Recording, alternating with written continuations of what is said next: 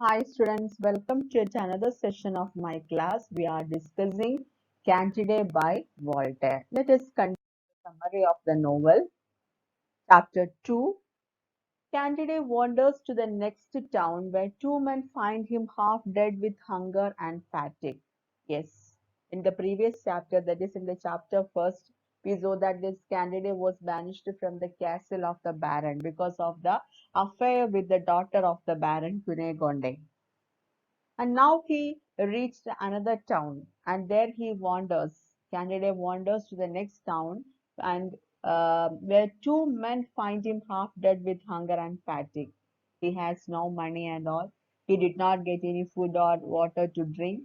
That's why, yes, now these two men find him half dead with hunger and fatigue. Two people, two men, they found out that, or they find him, this candidate, because of yes, he is like half dead with the hunger and fatigue. And these two men, they give him money, feed him, and ask him to drink to the health of the king of the Bulgars. Yes, they give him money, uh, give him enough food, and ask him to drink to the health of the king of the Bulgars. That means, please take care of your health for whom? For the king of the Bulgars. They then conscript him to serve in the Bulgar army. After that, after giving food, money, water, everything, these two people, they then conscript or forced him to serve in the Bulgar army, forced him to enter into the Bulgar army, where candidate suffers abuse and hardship as he is indoctrinated into military life. Yes, he is forced to join with the Bulgar army, and there he suffers abuse and hardship. That means he is dragged off in chains, beaten, and forced to learn military exercises, etc. There he suffers abuse and hardship as he is indoctrinated into military life. Indoctrinated in the sense means, yes, he is forced to learn the principles and other rules and regulations of their military life. At last, he is forced to join Bulgar army. When he decides to go for a walk one morning, four soldiers capture him and he is court-martialed as a deserter. Yes, one day this candidate decides to go for a walk one morning. It was just like an outing. Suddenly, four soldiers capture him and he is court-martialed as a deserter. Suddenly, these four soldiers came there and capture him, and he is court-martialed as a deserter. That is punished, court-martialed as a deserter. Deserter in the sense like that, treat like an absconder or a traitor or run away from the military camp, etc. He is treated like that, and he is court-martialed. He is given a choice between execution and running the gauntlet 36 times. Then these military officers, they gave him a choice. He is given a choice between execution. So he has, yes, in front of him two choices that was given by the military officers. He is given a choice between execution. One choice is execution, and the other one is running the gauntlet 36 times. As a punishment, this candidate, he is punished or he is court-martialed, and he is given two choices by the military officers, and the one choice is execution and running the gauntlet is the second choice. Running the gauntlet for 36 times, and running the gauntlet means it is a military punishment. That is, he is forced to run in between two lines of men who will strike him with weapons. That is, two lines of soldiers, they have weapons in their hands, and he is forced to run in between these two lines of soldiers for 36 times, and they will strike him with the weapons. That was the second punishment. So he is given a choice between execution. Execution means first is death, and the second is running the gauntlet for 36 times. Candidate tries to choose neither option. Yes, he tries to choose neither option by arguing that the human will is free. But his argument is unsuccessful. He is trying to avoid these two choices, but his argument is unsuccessful. He finally chooses to run the gauntlet. Last, he is forced to choose one option and finally chooses to run the gauntlet. After running the gauntlet twice, that is two times, candidate's skin is nearly flayed from his body because yes, these group of soldiers that of that line of men, they will strike him with weapons. His skin is nearly flayed from his body, and the king of the Bulgars happens to pass by. At that time, the king of the Bulgars happens to pass by that point. Discovering that Candida is a metaphysician. This king discovered that this Candida is a metaphysician and ignorant of the world, the king pardons him. So this king considered him as a metaphysician. So he believed that this Candida is ignorant of the world or surroundings or something like that. So the king pardons him. Candidate's wounds heal in time for him to serve in a war between the Bulgars and the Avars. Then, after some time, his wounds heal in time and he is forced to fight or serve in a war between the Bulgars and the Avars. So, what are the important points that here Voltaire discussed? That is the satirical elements. So one of the institutional objects of Voltaire's scorn and criticism is the military, here in the second chapter. Rather than depicting soldiers as courageous and heroic, we all know that military, the term itself is related with bravery, courageous, heroic, etc. Here, rather than depicting soldiers as courageous and heroic, Voltaire depicts them as tricksters and bandits. Yes, in the first sentence itself, we see that where two men find him half dead with hunger and fasting, and they give him money, food, water, and ask him to drink or eat food for the health of the king of the Bulgars. They made some yes trick and other bandits to uh, make him make this candidate to enter into the Bulgar army. So rather than depicting soldiers as courageous and heroic, Voltaire depicts them as tricksters and bandits. And moreover, he portrayed this army life is very bad, and army life is so regimented and full of top-down control that even going for a walk can result in severe punishment. Here, the military life is portrayed in a very rude manner. That is, here Canada is just decides to go for a walk. It is just like a outing, but the result is severe punishment. And also, we all know that at the end of the second chapter, we see that the king of the Bulgar, yes, discovered that Candida is a metaphysician. So normally the word metaphysics is associated with the knowledge of philosophy, and we all know that it is treated as a part of wisdom normally.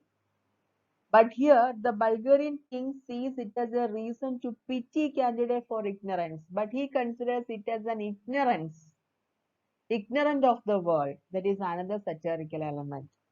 So he shows some pity or sympathy towards this man and pardons him. The king sees philosophy as the opposite of wisdom and worldly understanding. So these are the main points that he discussed in the chapter 2. I think all of you understand the chapter 2. Then chapter 3. The war results in unbelievable carnage, and Candide deserts at the first opportunity. In both kingdoms, he sees burning villages full of butcher and dying civilians. Yes, in the previous chapter, we see that. Yes, he served in a war between the Bulgars and Avars. So the war results in unbelievable carnage, that is unbelievable bloodshed, and candidate deserts at the first opportunity in both kingdoms. He sees burning villages full of butcher and dying civilians. Yes, so many civilians have died and full of bloodshed. He sees burning villages, etc. And at last, Candide escapes to Holland. He escapes from this military and he escapes to Holland, where he comes upon a Protestant orator explaining the value of charity to a crowd of listeners. When the fighting is over, he walks alone across the field, lost in contemplation, surveying the dead, and yes, he visits two villages, that is, these Bulgarians and the Avars, both filled with the slain, dying, dismembered, the raped, and otherwise miserable condition. At last, having nothing, Candide makes his way to Holland because he's heard that it is a rich country. Holland is a rich country. He begs for food but receives only threats in return. And finally, he speaks to a Protestant orator in the middle of giving a speech on charity. Yes, at last he happens to meet one Protestant orator, and this orator was explaining the value of charity to a crowd of listeners who asks if he believes that the Pope is the Antichrist. When Candide says that he does not know and that it has nothing to do with his lack of food, the orator's wife empties a chamber pot on his head. Yes. And this orator asks Candide whether he supports the good cause, that is, the Pope or the church or religious institutions. The orator asks Candide whether he supports the good cause. Remembering Pangloss' teachings, Candide replies that there is no effect without a cause. In the first chapter itself, we can see that this Pangloss teachings, that optimistic belief, he is highly influenced by the Pangloss. Remembering, suddenly he remembers that Pangloss teachings and he replied that there is no effect without a cause. And the orator asks, if Candide believes that the Pope is the Antichrist? Yes, once again the orator asks Candide whether you believe that the Pope is the Antichrist? Candide explains that he does not know. He replied that I don't know. He does not know, but that in any case he is hungry and must eat. I only know that I am hungry and I must eat. The orator curses Candide, and the orator's wife dumps human waste over Candidate's head because he did not give proper reply regarding that religious question, whether he supports the good cause or whether he believes that the Pope is the Antichrist. So he did not answer to these questions, and the orator curses Candide, and the orator's wife dumps human waste over Candidate's head. Suddenly, another character, a kind Anabaptist. Anabaptist means Anabaptism is a anti religious movement, especially Christian and Christianity. It is anti-religious belief or anti-religious movement. Christian against Christian belief. A kind Anabaptist, Jacques, takes Candide into his home and employs Candide in his rag factory. Yes, this Jacques helps Candide. He takes Candide into his home and employs Candide in his rug factory. Jacques' kindness revives Candidate's faith in Pangloss' theory that everything is for the best in this world. His kindness towards this man. It revives Candidate's faith again in Pangloss' theory, that optimism that everything is for the best in this world. Once again, he believes the teachings of the Pangloss because he got enough kindness from the part of that Anabaptist Jacques. So, what are the important elements he discussed in the third chapter? So, in this chapter, we can see that the destruction wrought by the enemy armies, whatever their reasons for fighting are, indistinguishable. The novel suggests that war is the real problem, not one side or the other. So, because of the sharp divide between Catholics and Protestants, the hypocritical orator refuses to help Candide.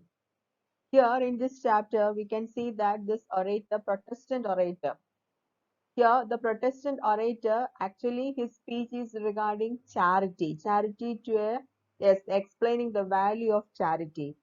But the hypocritical orator refuses to help Candide without a denunciation of the Pope, even though he is giving a speech on charity. It is a satirical one. And Jacques the Anabaptist is one of the only sympathetic religious figures in Candide. Unlike Protestants and Catholics of the time, Anabaptists had few powerful supporters, suggesting that religion is corrupted by power. Despite all he has seen of war and casual cruelty, Candide still believes in Pangloss' optimistic teaching that everything in the world is for the best. Because at last he met this Anabaptist Jacques. Here we can see the um, difference between, or the sharp division between Catholics and Protestants. Here the orator is a Protestant one, and he refuses to help Candide without a denunciation of the Pope. Actually, he is giving the speech of explaining the value of charity, but he asks whether he supports the good cause or whether he believes that the Pope is the Antichrist. But he did not reply in a proper manner. But Jacques the Anabaptist is one of the only sympathetic religious figures in Candide. So, despite all he has seen of war and casual cruelty, Candide still believes in Pangloss' optimistic teaching that everything in the world is for the best. Yes, he was banished from the Baron, from the castle of the Baron. Then he reached another village, another place, and he wanders without food, without water, money, etc. So he experienced so many harsh realities. Then he is forced to join the Bulgar army. There he suffers a lot, then court-martialed. Then he got severe punishment from the part of military officers. Then he is forced to serve or forced to fight for the countries. And the war results in unbelievable bloodshed or carnage. And at last he understands that nothing, there is no meaning at all. And he escapes from that. He escapes to Holland, and there he begs for food and water. And at last he met a Protestant orator.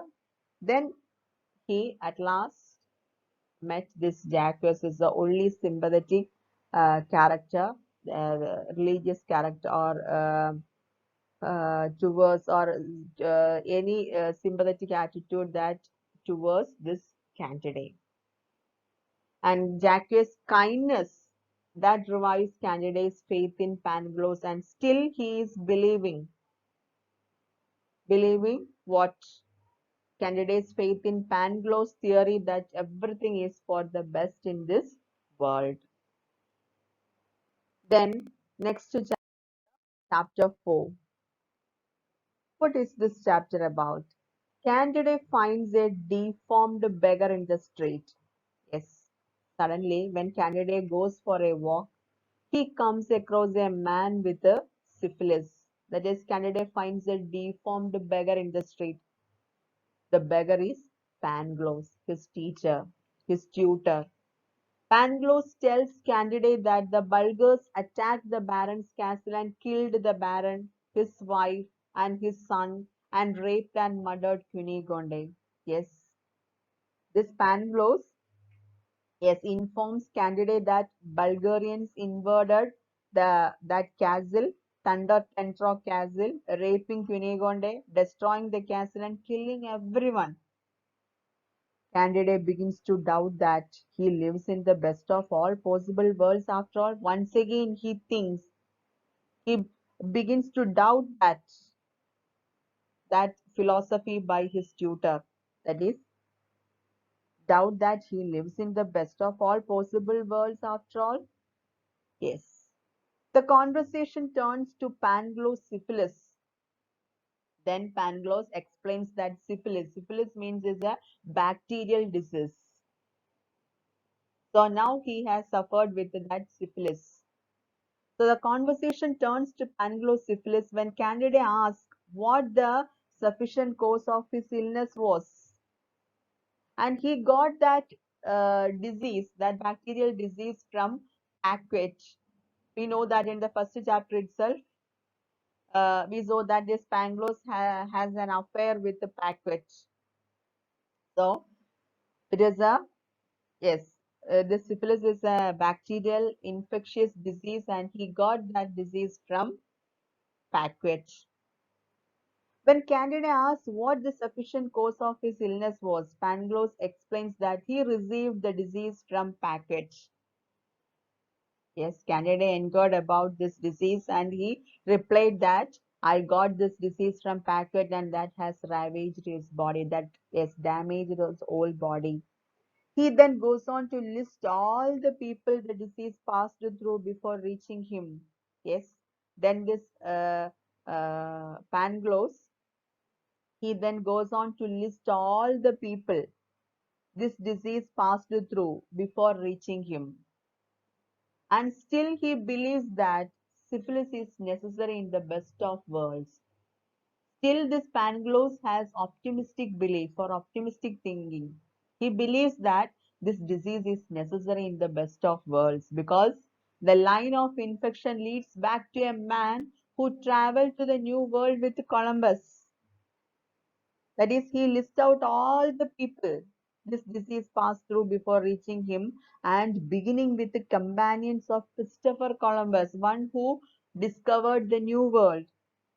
Yes, beginning with this, Pangloss explains that syphilis, which comes from America, and that was necessary so that luxury goods like chocolate and other, yes, cochineal, etc., that is, an insect dye, etc., could be brought to Europe. And Candide convinces Jacques the Anabaptist to pay for Pangloss' cure, and Pangloss loses an eye and an ear to syphilis but recovers. Because of that disease, he lost one eye and one ear, but he recovers. After 2 months, Jacques brings Pangloss and Candide to Lisbon. On the way there, they argue over whether or not everything in nature is good. Again, they argue on the same topic, that is, everything, whether or not everything in nature is good. He believed that this syphilis is necessary in the best of worlds, and this disease came from America. If Columbus had not traveled to the New World and brought syphilis back to Europe, then Europeans would also not have enjoyed New World wonders such as chocolate, or that is, it is because he has traveled to the New World. That's why these Europeans got New World wonders like chocolate and other luxury goods, etc. So he believed in optimism, this Pangloss. And once again, this on the way there to Lisbon, they argue once again over whether or not everything in nature is good. Jacques argues that men have corrupted nature by creating such awful things as, yes, bankruptcy, cannons, etc., which God did not place on earth. And Pangloss maintains that private misfortunes make the general good. Yes, but Pangloss still believes in optimism. Everything is good for the world, or everything is, it is a best possible world. So, what are the important points that he discussed in this chapter? Here in this chapter, we can see that the tragedy of what has happened in that castle, Thunder Ten Tronckh, is made comic by irony and exaggeration. Everything has gone suddenly and horribly wrong in the best of all possible baronies or world. Yes, that tragedy here is expressed in a sarcastic way or in a that is made comic by irony and exaggeration. Then Pangloss' long genealogy of his syphilis, that is tracing the pedigree of your syphilis back to Christopher Columbus. He is trying to find out the origin of this disease. Pangloss' long genealogy of his disease, tracing the pedigree or the ancestry of this disease that back to Christopher Columbus, that obviously proves nothing important. Yes, there is no significance or importance regarding this discovery of ancestry of this disease, that is syphilis. And the novel suggests that aristocratic pedigree is not different. This is also the first of many attempts to make the philosophy of optimism fit with the world's cruelty. Pangloss insists that his syphilis is somehow intrinsically connected to the many good things which come from the Americas. He is trying to connect with his disease. Pangloss insists that his syphilis, he is trying to connect his disease with some intrinsically many good things which come from the Americas. And his loss of an eye and an ear that represents his detachment from the real world, since nothing he hears, sees, or experiences can shake him from his doctrine of optimism. His senses come to seem unnecessary. Pangloss' argument with Jacques further emphasizes this detachment. While Jacques speaks about specific evils in the world, Pangloss responds by appealing to a general good, which he never defines. Yes, all time he is supporting or he emphasizing that optimism. Jacques asked, while Jacques speaks about specific evils in the world, that is, the nature itself is corrupted by the yes bad things, then religious corruption, everything. So while Jacques speaks about specific evils in the world that is existed in our world, Pangloss responds by appealing to a general good. He answers that is all is good for it is good for the best possible worlds. And he believes that his disease itself is necessary in the best of worlds, even though he lost one eye, one ear, etc. And the genealogy or the tracing of the ancestry of this disease, that is not an significant one. It is actually a here expressed in a insignificant way. There is nothing important in the tracing of the genealogy or the ancestry of this particular disease. And his loss of ear, eye, etc., that represents his detachment from the real world. And moreover, yes, Pangloss insists that his syphilis itself is connected to, that he believed that somehow intrinsically connected to the many good things which come from the America. So Pangloss, throughout the novel, we can see that this Pangloss upheld the values of or upheld the philosophy of optimism, even though he experienced very harsh realities or negative experiences in his life. I think all of you understand these four chapters summary and the important points discussed in the uh, four chapters. So there is a homework for you, and the homework is write a note on write a note on the that is a satirical or the important points that we discussed in the chapter 2, 3, and 4 of the novel. Candide by Voltaire.